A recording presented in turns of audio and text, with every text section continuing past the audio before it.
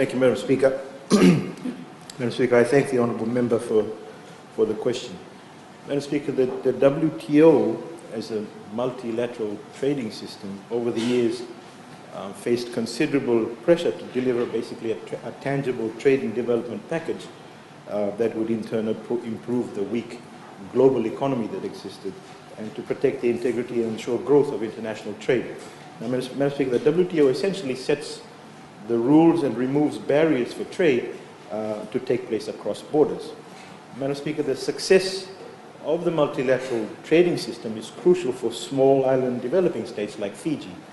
And the multilateral system actually allows equal voice to each member, whether a developed country or a developing country, big or small. At the WTO, all members are treated equally and decisions are made by consensus.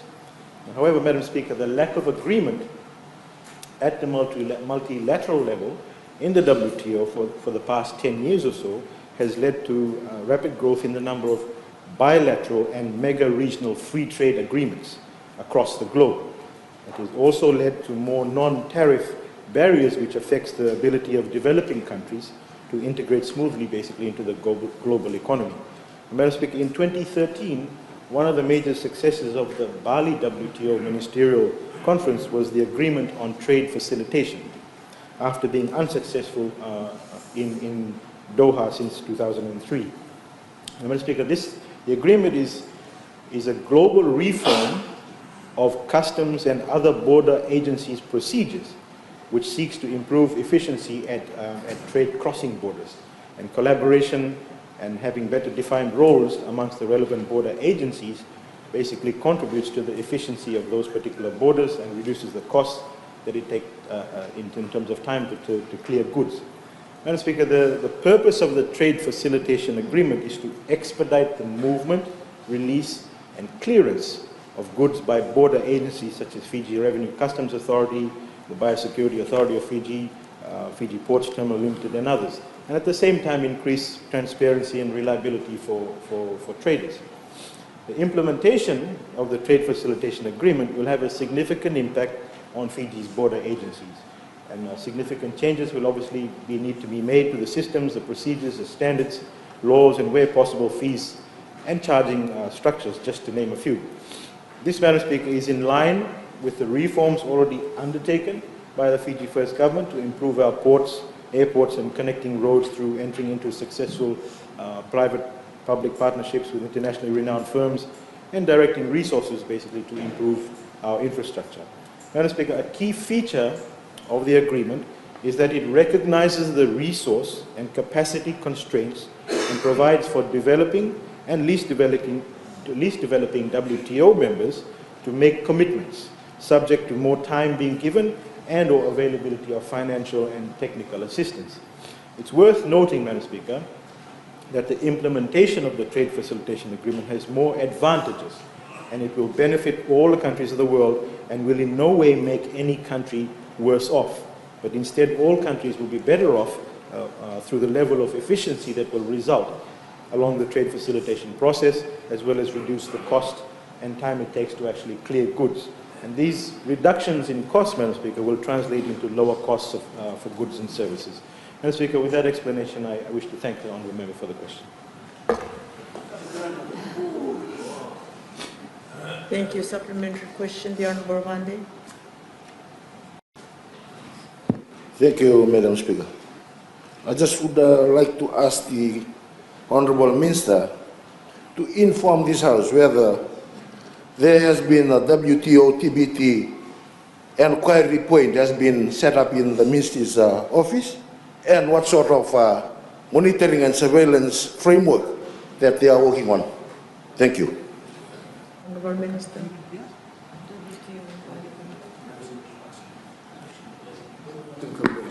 Madam Speaker, may he ask that question again? Is he talking about a committee of some sort? Honourable Wande, please repeat your question. These are technical questions, Madam Speaker. WTO TBT is WTO technical barriers to trade entry point. I would like to ask the Minister whether they have set up an office in his ministry to monitor and surveillance, make surveillance on those border controls? Thank you. Madam Speaker, the simple answer to that is within the ministry we have a trade unit that handles everything. Yes, they do. We have a trade unit which actually specifically deals with WTO matters. So there's no specific committee as such. We have a trade unit within the ministry which deals with the WTO matters. Thank you. I give the floor to the Honorable Namulibo. The Minister tell us the expected benefits of this agreement to Fiji. Thank you very much. Thank you. Honorable Minister.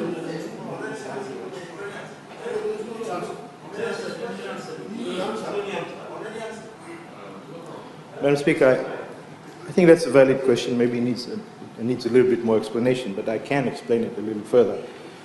Madam Speaker, the economic research basically shows that by removing these regulatory and administrative bottlenecks, the harmonization of processes and procedures, and mutual recognition, easier to access information at borders, can have a powerful positive effect on reducing the trade costs and increasing trade. Madam Speaker, it's basically, if you look at it, it is estimated by the WTO that if customs measures of the agreement are properly implemented, it could create about US $1 trillion worth of global economic activity and 21 million new jobs around the world, and lower the cost of doing international trade by 10 to 15%.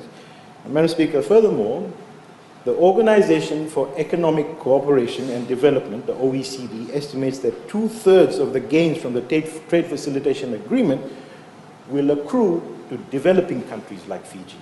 And Madam Speaker, in Fiji, the implementation of the Trade Facilitation Agreement will further reduce the cost of doing business by increasing efficiency, obviously, and trade volumes, as well as reducing cost and delay through better coordination and improved logistics.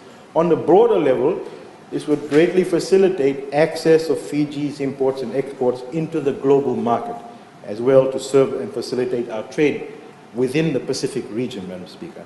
This is in line with the Fijian government's focus on infrastructure development and reforms of the key entities which have brought about improvements in our ports and airports and roads, etc.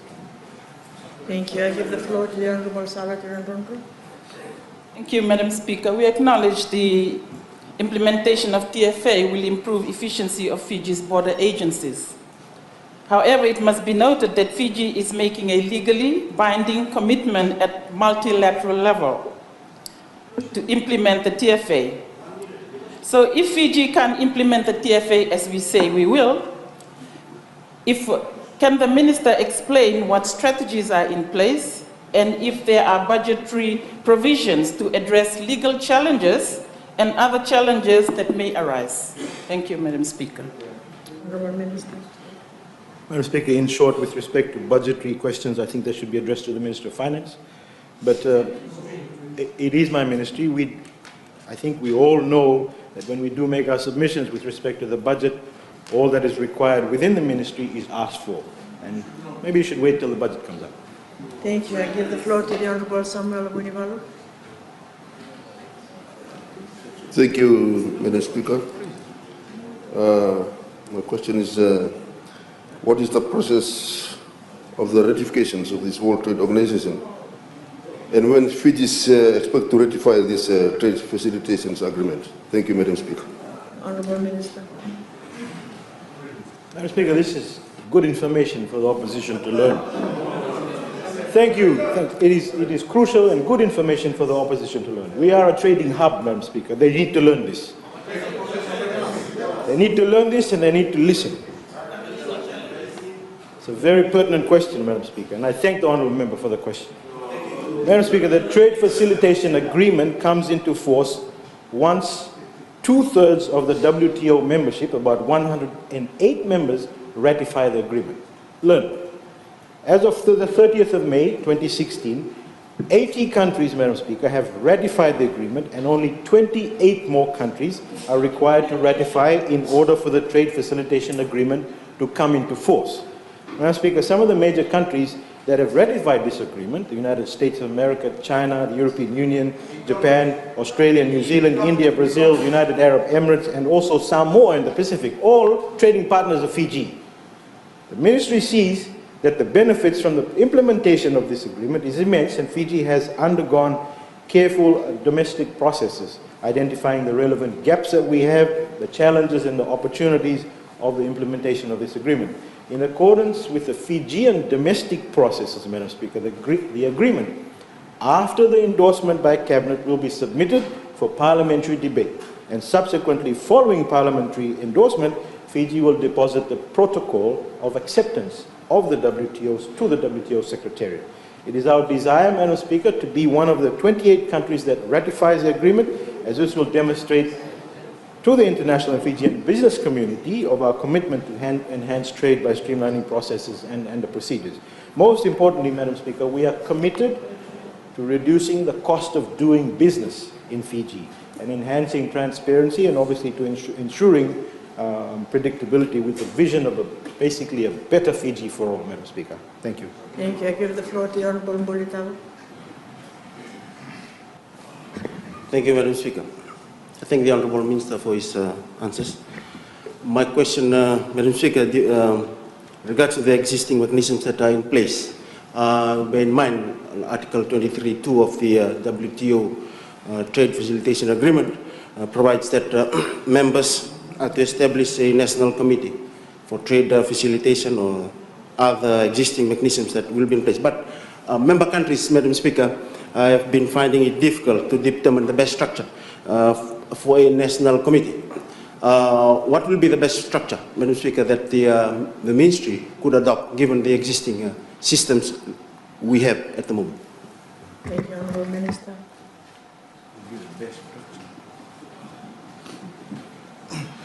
Madam Speaker, with respect to the WTO and the Trade Facilitation Agreement and all and sundry at the end of the day, it's an ongoing process. It's like a living document. We are in the process of identifying whatever bottlenecks that we have, and in due course, Honourable Bulitavu, we will let you know of that. Thank you. Thank you, Honorable Members. You will note that I've been trying to balance the questions from the opposition and government, and we've gone low and above the number of questions admissible. So I will give the last question to the Honorable Minister Singh. Thank you, Madam Speaker.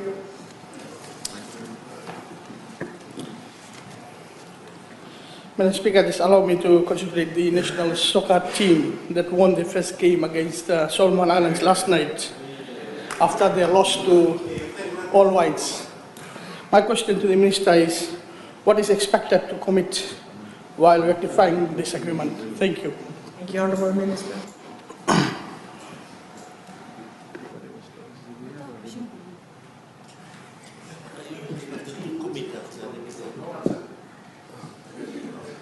What do we expect it to commit?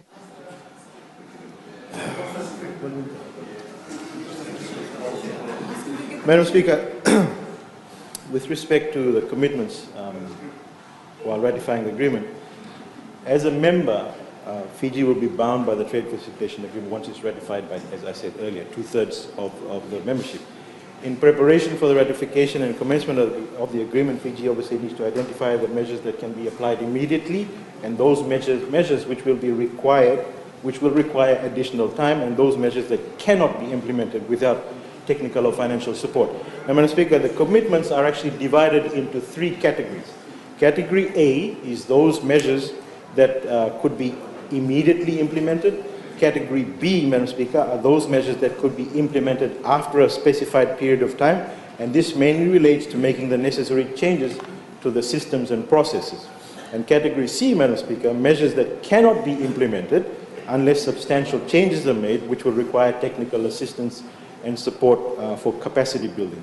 In order to identify the level of commitment that Fiji would make, a series of national capacity needs self-assessment consultative workshops were undertaken from about April 2013 to April 2016.